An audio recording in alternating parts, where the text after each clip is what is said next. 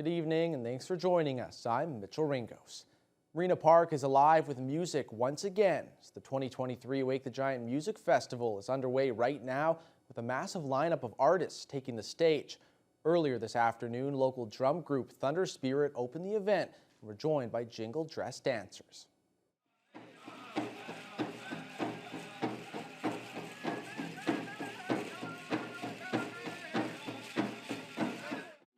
Other artists throughout the day include Sarah Kay, Sagatay, and Matt Mack. And while crowds were a bit smaller this afternoon, organizers are expecting around 6,000 people by the end of the night. The festival is part of a welcoming event for DFC students who travel from remote communities to a high school education in Thunder Bay. Co-organizer and teacher Greg Chomut says they always try to include the students in all aspects of the festival. He adds the event always leaves a big impact on them. It's a humongous confidence booster. A lot of times people are held back by just the confidence to attempt something, right? And our students are getting a chance to see at a very early age that people want what they have. You know, if they want to get involved in music, they want to get involved in art, they can do it, and people are going to enjoy it and want more of it. Wake the Giant will continue tonight with headliner Deadmau5 taking center stage at 10. Thunder Bay police are investigating a shooting incident that occurred early this morning in front of Center Folds on Memorial Avenue. Police said that members of the primary response branch were dispatched to the Thunder Bay Regional Health Sciences Center just after 2:20 a.m. following reports of a male who had sustained a suspected gunshot wound. Police then determined that the male had sustained injuries following a shooting that same morning in front of Center Folds. The victim's injuries are not believed to be life-threatening at this time, and members of the Thunder Bay Police Services Major Crimes and Forensic Identification Units are involved in the continued investigation. A police presence and scene remains in the area, and anyone with information is asked to contact police or Crime Stoppers. The nearly $3 million construction project on the Canada Games complex is getting closer to completion. The head of the city's Capital Facilities Division says the project is expected to be completed on budget by Thanksgiving weekend. Carl Langdon reports. Since it first opened to the public in 1981, the Canada Games complex has been serving Thunder Bay for over 40 years. Kelvin Jankowski with the city's Capital Facilities Construction Division says it's those 4 decades of service that necessitated updates to the HVAC system, which will greatly increase the building's energy efficiency. We're going to have a lot better control of the HVAC systems and the efficiencies, energy efficiency of the facility. So from our end, from a facilities perspective, there's going to be some really positive outcomes here. 80% of the $3 million price tag is being covered by the federal government's Green and Inclusive Community Building Fund. The work is expected to cut net annual greenhouse gas emissions by 276 tons and reduce utility costs by $128,000 a year. Beyond those behind-the-scenes upgrades, crews are working hard renovating the change rooms, including all new accessibility facilities. But for the public, I think the biggest impact is going to be the men's and women's showers, but also for the adult inclusion program to have their own change room where they're going to be able to have adult change tables, things of that nature. I think that's going to be a really good impact for the public use of the building. The Canada Games complex was closed to the public in early June, and the renovations and upgrades were expected to take around 4 months. Jankowski says the way things are moving along, he's confident they'll be able to meet that timeline. We're still on track to get the construction done within the 4-month window that was originally anticipated, plus or minus a few days. The Canada Games complex staff is looking to open around Thanksgiving weekend, either just before or just after. Completion of the accessible change room will continue on past the date that the complex opens, but Jankowski offered a few words of reassurance, saying that the project won't get in the way of the public's use of the facility. Carl Langdon, TBT News. Community leaders from around northwestern Ontario welcomed an Australian community builder to Thunder Bay this past week to work with him in creating plans that can be applied to their own towns. Members of the E4M and Wishart law firm hosted the event with Peter Kenyon, who came all the way from down under to the Sleeping Giant Brewing Company. Kenyon refers to himself as a community enthusiast and social capitalist who is motivated by the desire to help create caring and connected communities. His plan is to head across Ontario from Thunder Bay to Ottawa, facilitating workshops to help the small communities in between. Kenyon says these areas are in need of the most help. He thinks his relationship with small towns will help to benefit them most. Really just getting people thinking, particularly in small towns, about their future. How do we create a positive future? How do we leave a legacy for the next generation?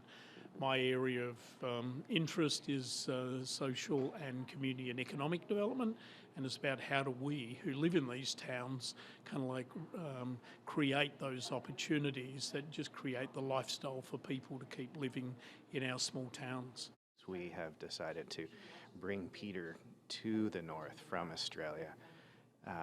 His message is so simple, and that is that building community and developing community is the answer really to any problem that a municipality faces. A former Thunder Bay resident who's a member of the Salvation Army is doing his part to help rebuild a Hawaiian community that was leveled by wildfires this summer. Maui was decimated by the raging fires that swept through in early August. While the fires have died out, they left devastation in their wake and thousands without homes. Victor Leonardi moved to Hawaii in 2008, 2 years after he left our city for Western Canada to help the Salvation Army. Leonardi is now organization's Divisional Director of Emergency Services and Safety. It's obviously very devastating. The largest death toll, unfortunately, in over 100 years for a fire. So that carries its own trauma and its own emotion. So our teams, many other teams who are out there, are doing a fantastic job of helping the community walk side by side as much as possible. Leonardi urges those who are able to donate to the Salvation Army or other charities helping to rebuild Maui to help feed and house those in need. North Star Air presented a check for more than $250,000 to North Caribou Lake First Nation this week. The money comes from a revenue sharing agreement which sees the airline kick back a percentage of its profits to partner First Nations. The $257,000 check is being withdrawn at the First Nations' request from an account in which North Star sets aside between 2.5% and 5% of revenue from flights in and out of the community. Since 2014, North Caribou Lake has earned $751,000. Chief Cornelius Benson says the airline has been a good partner to the First Nation, helping with more than just revenue sharing. $250,000, yeah, that means lots. We will look for find a way to put this money to good use, where everybody's gonna benefit from. I just think it's a great way of working in a partnership with the First Nations, and it's a way of giving back to the communities. It's a way of helping them with where the government funding falls short. North Star Air VP Tom Mayer says between all of its partner communities, the program has racked up well over $8 million.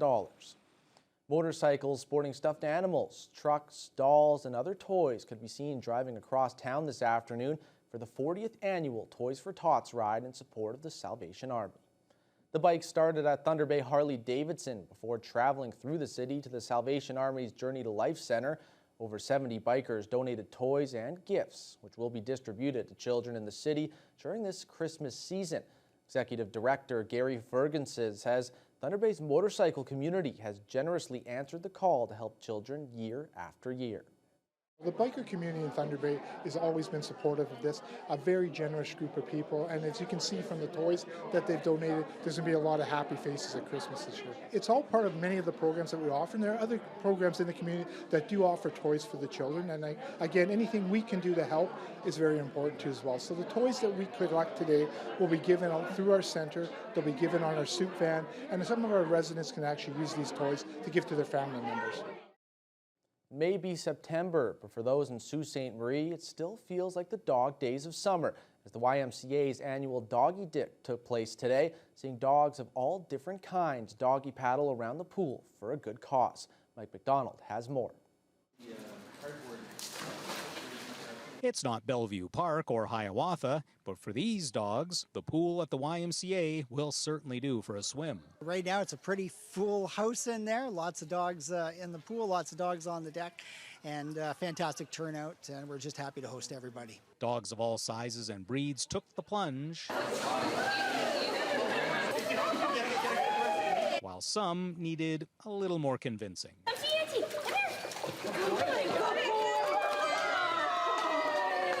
This is little Lucy's first time, so it took a little bit of encouragement to get her to jump in, but eventually she found the courage. For our furry friends that needed a little extra incentive to get in the water, there were balls and frisbees to fetch. And YMCA staff had treats at the ready for when the pups came out of the pool. The Doggie Dip is a fundraiser for the YMCA's Strong Communities Fund. That particular fund allows us to provide services for seniors, for youth, activities, programs, sports, and gives them the opportunity to take part in things. It also helps offset costs for groups and individuals who may not necessarily be able to normally afford to take part in things here at the Y. Oh, it's a brilliant idea. It's so generous of the Y to open up to all the dogs in the neighborhood, and a great idea for a fundraiser as well. So yeah, it was a great little day out. The Doggie Dip takes place ahead of the Y's annual pool maintenance. That's when the pool is drained and repairs are made. It's expected to reopen on October 2nd, while all other services at the Y will continue to operate. Mike McDonald, CTV News, Sault Ste. Marie.